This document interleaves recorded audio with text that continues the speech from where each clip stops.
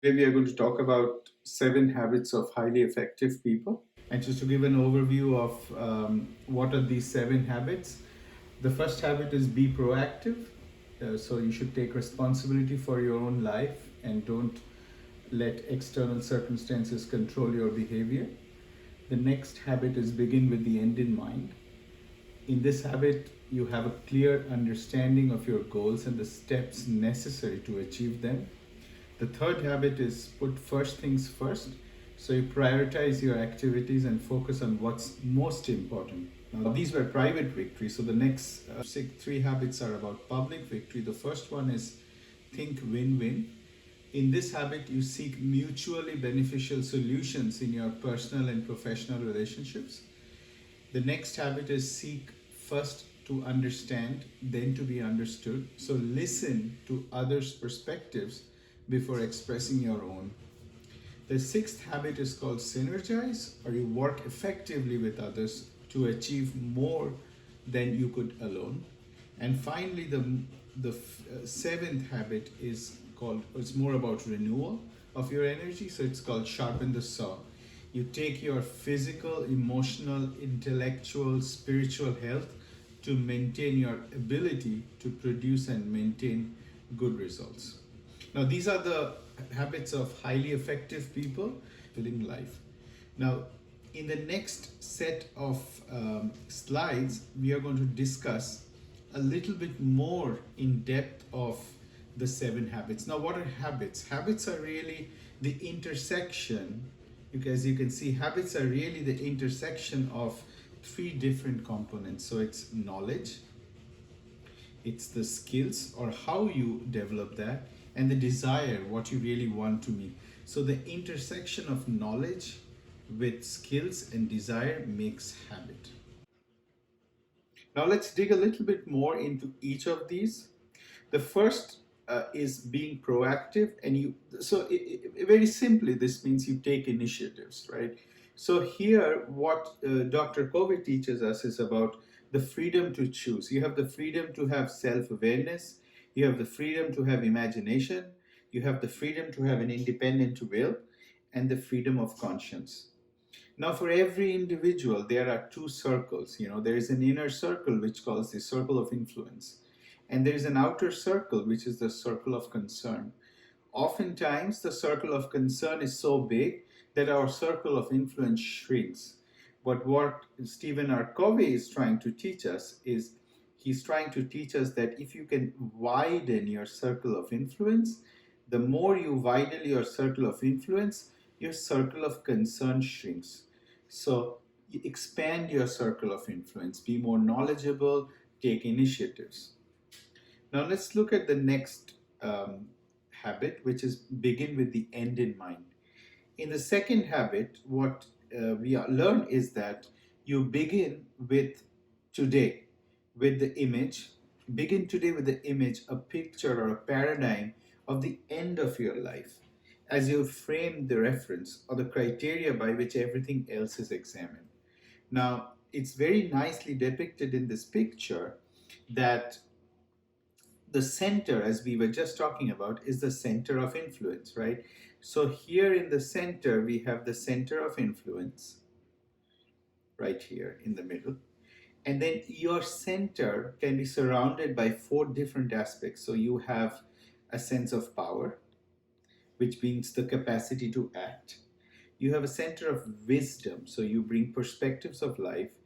You bring security, which is a sense of worth and identity.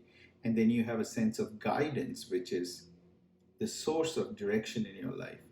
All of this combined together helps you to achieve what he has stated as begin with the end in mind.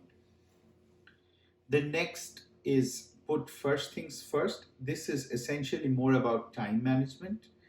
And in this, he really emphasizes that you really have to look at all the things that you have to do and how effectively you can manage your time.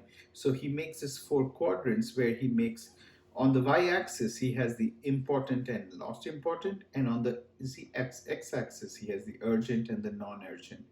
And the most important circle that he's talking about is the circle which is important and which is urgent. So in this circle, which he gives the most important area, these are things that where you really pursue the deadline-driven projects or things that are of very high pressing problems. Those are the areas that you really have to focus on. Rest, important but not urgent. These are your second. What does that mean? Building relationships, building long-term relationships, whether it's professional life, whether it's personal life, very important to build relationships. The second is recognizing new opportunities. Very important. These are not urgent, but these are very important. And ultimately, planning and recreation. Very important pieces of how you can renew your energy. The third and fourth are not important but urgent, and not important and non urgent. A lot of things over here we do all the time which are more or less important. For example, some emails that may not be important, some calls, some meetings, some reports, some time wasters, doing some pleasant activities, some more emails, things that you don't need to do right away. So the essence of the third habit is to put first things first. The fourth habit is think win-win.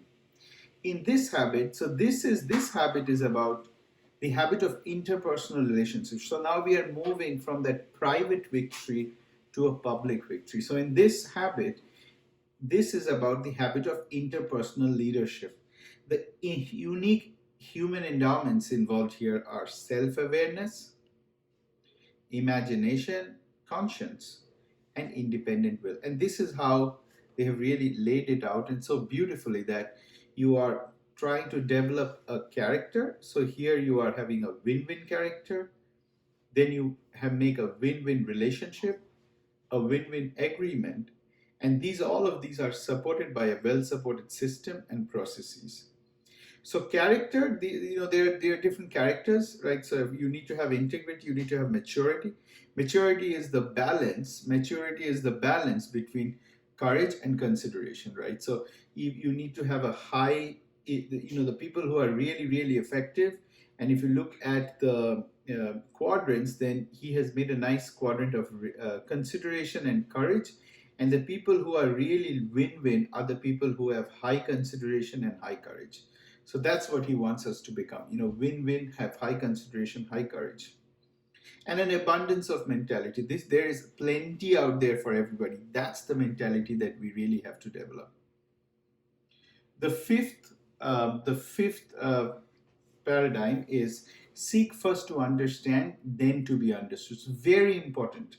We all need to practice empathic listening. It's a very deep shift in paradigm. We all have to understand. We all have to have the perception. We have to build that understanding and perception. And more importantly, knowing how to be understood is the other half of this habit 5. So the first habit, or the first part of it, is you have to be an empathic listener. You really have to understand. You have to understand the perceptions. The second part of this habit, once you have understanding, you have a good understanding, then you need to be understood. And in that aspect, knowing how to be understood is the second half and is equally critical in reaching a win-win solution. So as we discussed before, it is all about expanding your influence. Okay, so now we move to our sixth out of the 7 habits. The sixth habit talks about synergize. The exercise of all the other habits prepare us to have the habit of synergy. The most important part of the synergy is to build on trust and communication. Now, as you can see here in this plot, so beautifully we are looking at this as in the y-axis you have trust, and on the x-axis you have cooperation. If you have a low cooperation and low trust, then you are always defensive. This can only lead to a win-lose situation or a lose-win situation, but no, both of us are never a winner. If you have a mediate level of cooperation and a medium level of trust, you are respectful to each other. So here you are developing a compromise, but you are never a win-win. But if you have a high level of cooperation and a high level of trust, this is where you're looking at synergy or the win-win. So what Dr. Covey teaches us is that you have to have a high level of cooperation and a high level of trust. That's where you build the synergy or the win-win. So here we spoke about the six habits, but what's the most important habit is renewal. How do you sharpen the saw? These are the principles of balanced self renewal. And what are the four dimensions of balanced self renewal? Very important, very critical for all successful people. The balance of having a good physical balance, which means you need to exercise, you need to have good nutrition, you need to have a stress management, social or emotional, where he talks about services, what kind of empathy you have, you develop synergy, there's an intrinsic security that you can feel. Spiritual, very important. The value clarifications, the commitments, the study, you have to study, there is meditation, all of these can lead to a spiritual renewal. And finally, mental, very critical. Spend time in reading, relaxing, visualizing, planning, and writing.